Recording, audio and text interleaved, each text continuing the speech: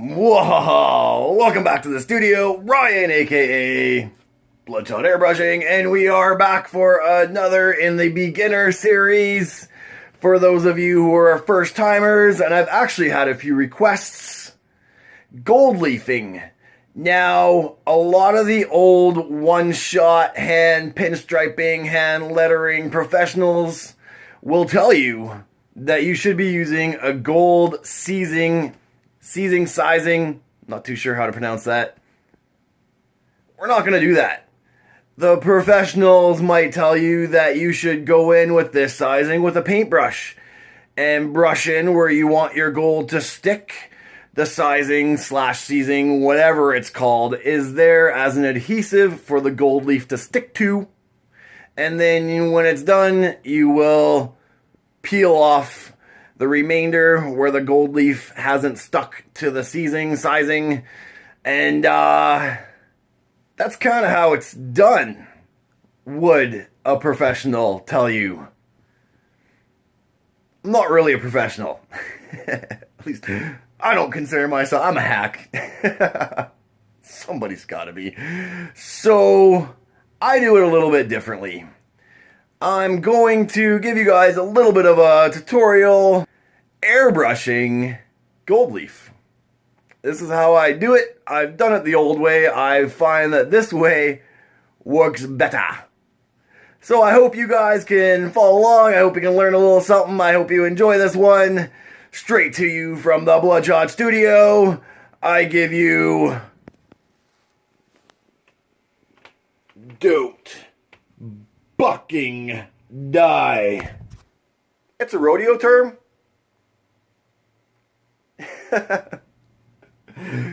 Trying to keep it family friendly. So I'm going to go ahead and wet sand this gas tank. What actually happened is this was done by another artist, and unfortunately the gold leaf got sanded right off. So they wrapped her in a coat of clear for me. I'm going to go ahead and wet sand this as I would do a typical job if it came to me as a brand new gas tank, pretending the lettering wasn't even there. And that's how you can learn how to gold leaf with an airbrush. Alright, and I'm going to use a paintbrush too. But for the majority of it, airbrushing gold leaf. For pros. Check it out. Alright, got my bucket, got my H2O, and we are good to go. I am using 600 grit sandpaper, wet or dry, 600 grit. It's not even a new piece, this is an old piece. Just enough to take the shine off the surface of this clear. That's all we're doing. I've got a bit of a sanding block. It's a soft sanding block. It's a little harder on one side, a little spongier on the other. I like to use this to kind of go over these kind of tanks. Gives you a nice cohesive sanding over the entire surface. If you don't have one of these, I recommend even just a red scratch pad, and I will kind of go over the edges with the red scratch pad afterwards. Try to stay off the edges when you're wet sanding. It's very easy to wet sand through these edges. Alright, so try to stay off of them or be gentle around them. And I'm going to crank the tunes, and we're going to get this baby from shiny to dull so we can do some artwork.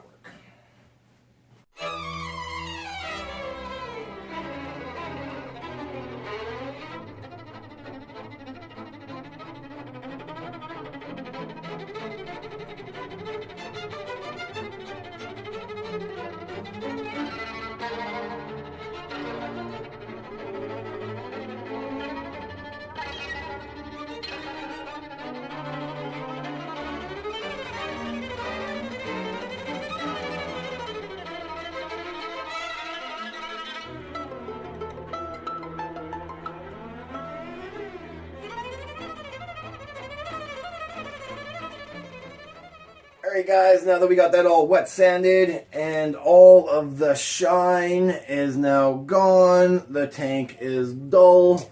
I did have a little tiny cut through. I don't know if you can see that little gray part right there.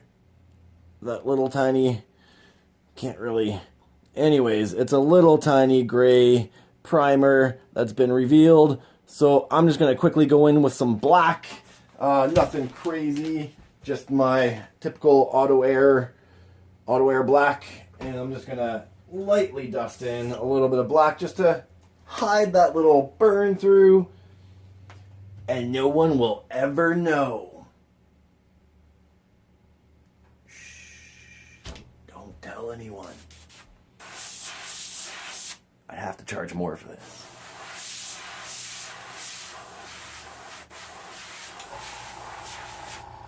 Like so. And if you couldn't see it before, well, you definitely can't see it now. So with that being said, we are ready to mask this up for us to spray. Like I said, we're going to apply gold leaf with the airbrush. Well, kind of. We're gonna get this started with the airbrush. We'll still apply the leaf the way leaf is regularly applied. Sort of. Trying not to spoil this here. Yeah. So there's a couple ways you can do this as we soldier forward. You can use 2-inch masking tape, and you can do multiple passes, trying to keep that overlap minimal. That's an area where your knife has to cut through 2 pieces of tape, and it's easy to cut through the base at that point. So that's one way to do it, is wrap it up. And the reason why I use this kind of tape, for the most part, when you see me doing these big masking jobs, is because this thickness, wrapping around these kind of surfaces, alleviates any creases. And I'll show you exactly what I mean here by using something wider. And hey, you can't get wider than that. So you could use a piece of brisket. This is transfer paper for the back of vinyl. So you could use a piece of this. And the nice thing about brisket paper is that you can draw on it. You can use your pencil, you can draw your lines, you can burnish, you can transfer burnish, something that you've already drawn onto this kind of paper. But as you see, as we start wrapping around these double curves, we're getting creases. Now, the problem with having creases in your masking is if you cut through that crease, that's an area where paint can be blown underneath, giving you a harsh, messy line that nobody wants. So, in this case, I'm not going to use brisket paper, but you can.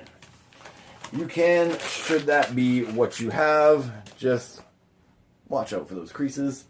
Today, because I'm actually trying to match what's already been done here, not drawing my separate image, which I'd probably use this if I were doing it that way, I'm going to use a different type of transfer paper. Now this stuff is, well, kind of see-through. So this way I can see exactly where I'm going to cut so that I can do my gold. And again, I don't need a big sheet of it. The bigger the sheet, the more the chances of creasing. And that should do it. I imagine I'm going to have a crease or two. So what I'm going to do is I'm actually going to push down where my lettering is and allow those creases to form in areas where I don't have any lettering. Nothing I got to cut through. And there you have it. I've got creases, but nothing where my lettering is. Now with my handy dandy Xacto knife, I'm going to go ahead and cut that out. Alright, come on in here and see how I do. Now I like to start with a brand new blade. And again, as I am a lefty, I kind of start from the right and work my way to the left. That enables me to see what I'm doing clearly. If you're right-handed, you may want to start on the other side.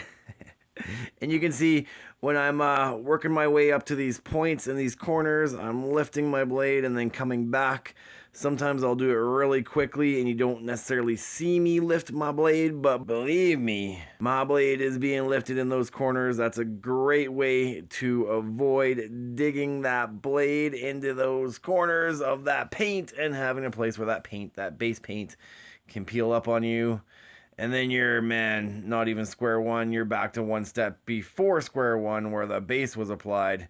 And it turns into a chasing the tail kind of a moment that nobody really wants to get into. So heed my warning and lift that blade up in the corners. All right, now that we got that all masked, we are ready for paint. Now, this is where the process, well, actually masking it is where the process kind of differentiates from where the old timers would do it with just a paintbrush, paint the lettering on, let it dry, and then get in with the gold leaf. And they would use what is called, again, I've heard it pronounced both sizing or seizing, but this is basically, it's a glue. It's a slow dry glue. So you would pop it on, you would dip your brush in there, you would map out your lettering, and then you would give that about an hour to dry.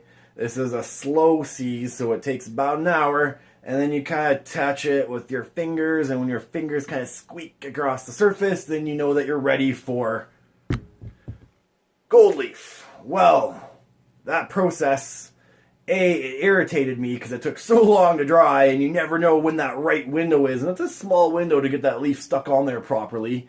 And B, gold leaf does not always go on perfectly. Rarely does it go on perfectly, and what you'll find is you may have little tiny holes where a bubble may have been in your sizing, seizing, and that little hole is now going to be the color of your base underneath. With us working with black as our base, any little hole, any little line, any scratch that can be put through that gold leaf in the application and removing process, well, that's going to show up black. That is a problem. And what the pros will typically do is they'll keep all of their gold leafing that they brush off in a little container, like so, to go. And then they'll just lightly do some seizing again, and then gently tack on little pieces of gold to get that so that all the little defects are filled. Well, again, that's another application of the seizing, another hour wait. They do have fast dry. I'm talking about slow dry. But anyways, it's a process. So what I do, which is a little differently, is I move to the one-shot paints. Now, this is my one-shot metallic gold. You've seen better days. I get angry putting these lids back on.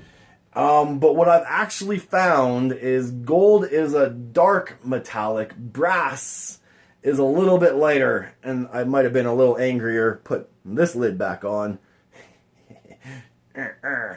But brass, I found, is actually a little lighter and matches our gold leaf a little better. And I've just kind of got it in a Ziploc baggie here. But either way, I've always found that brass is closer than metallic gold. Metallic gold is pretty dark.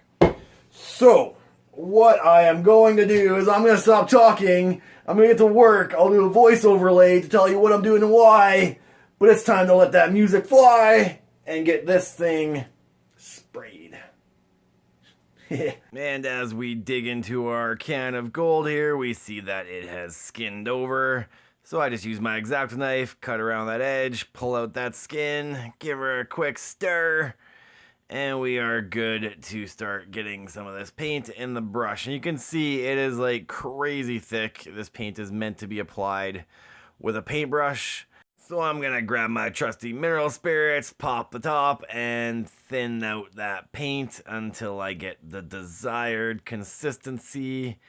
And you can see that's dripping off the brush quite a bit better. It is quite a bit thinner and can now easily move through the airbrush, always testing the paint before you get onto your surface. And let me bring you in a little closer. And 50-50 rule, you're applying your paint and making sure that your next pass overlays your previous pass by about 50%. And that should give you some nice consistency throughout. I like to make sure and just go over the edges one more time to make sure that they're all hit, and ever so carefully peel off the masking paper. And you'll see why. Right here, my paper dragged up against the gold and actually took some of the gold off. Luckily for me, It was just on the frisket paper here and not on my actual letters. But for now, we're just going to set this off to the side. Don't throw that away, as it will come in handy in a minute or two. Peel off the rest of these little inserts and go ahead and use some gold straight out of the airbrush and fix any little scratches that may have occurred. Peel out any little fuzzies or little flecks of hair that may have stuck to the surface. Touch her up. And now we are ready for some gold. So what I do is I'll take a little piece of gold, test it on that frisket paper to see if it is sticking properly. And once you are satisfied, it's time to lay down some gold. Now there are a couple ways to do this. As with everything, I prefer to keep the gold on the backing paper and try to lay it down that way. And then using the backing paper as sort of a buffer for you to gently, remember this stuff is wafer thin, ever so gently push down the gold onto the paint, which is now your adhesive surface, and let that sit for a minute or two. But you can already kind of see the letters through the gold. Ooh, shiny. Alright, so now that we're at this stage, we don't need that anymore, so you can toss it. And you may notice I got my paper laid down on my bench rather than my typical carpet. And I've got my container of my Access gold leaf. And the traditional way to remove this is just actually a cotton swab. And you just roll it around ever so gently. And this will remove a good portion of the leaf that you don't want stuck there.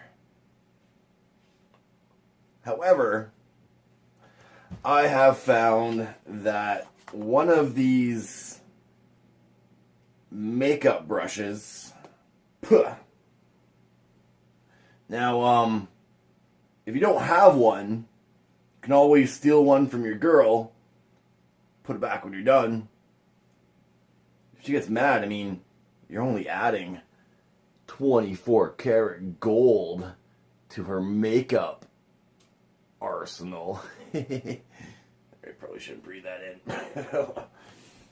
And I found these ones, these little brushes, really get into these corners a little nicer for peeling up what you don't want stuck down.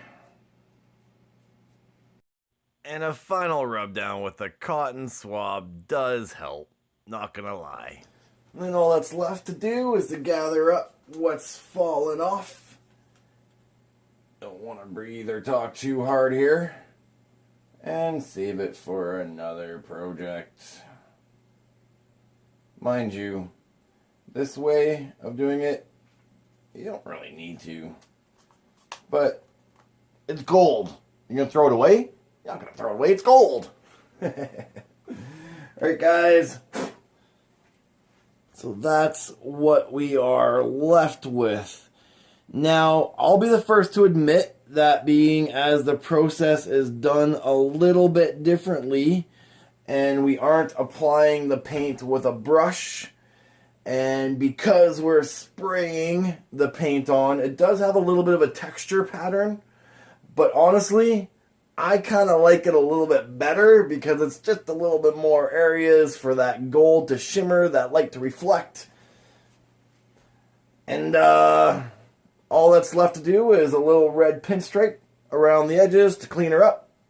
Alright guys, so I've got my little nightlight candle holder, which is a great little tool for holding some mineral spirits, cleaning my paintbrushes.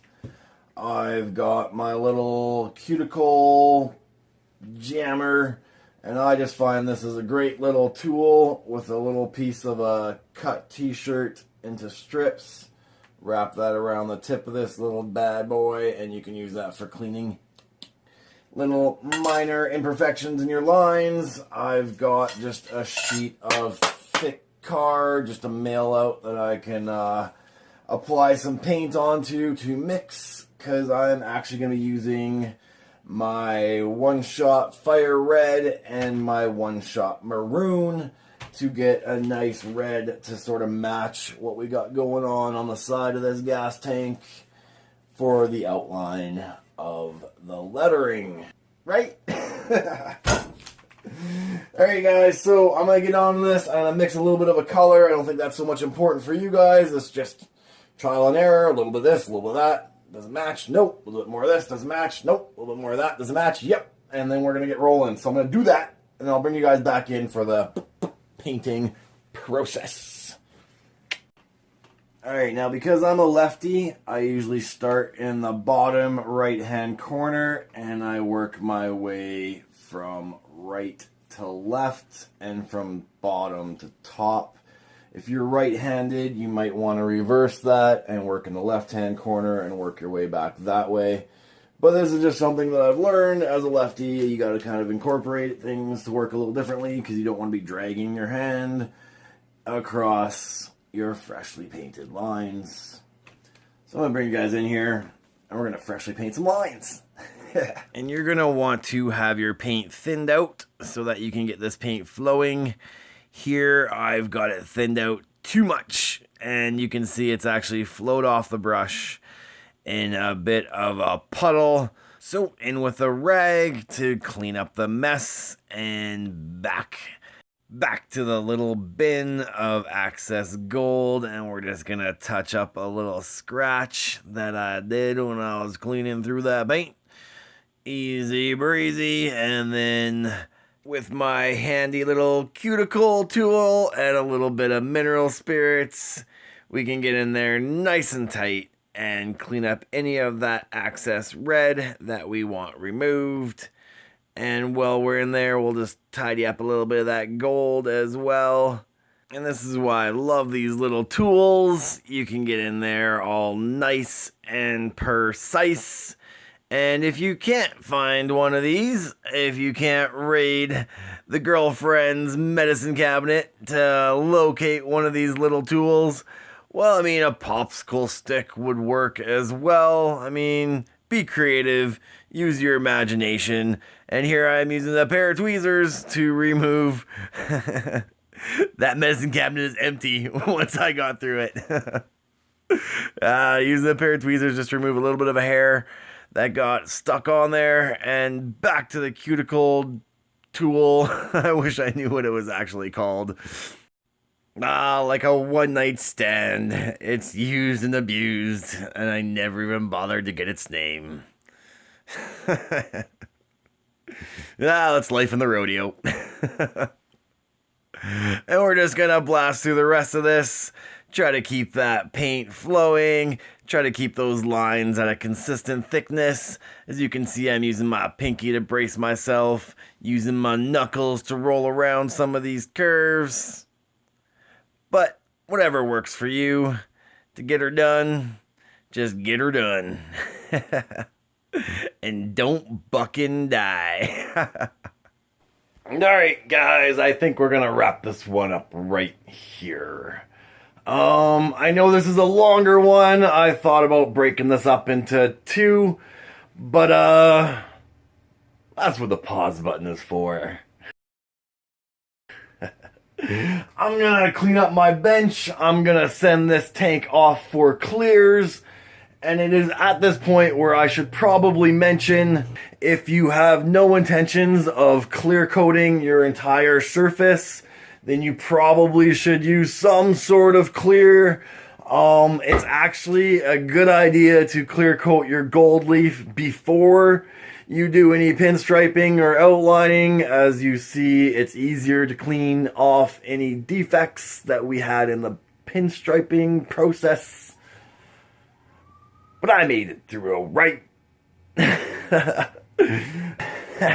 And if you have any questions, feel free to drop me a line. If there's anything I missed, or if you have any suggestions, hit me up. And until next time, like, follow, subscribe. Thanks for coming along for the ride.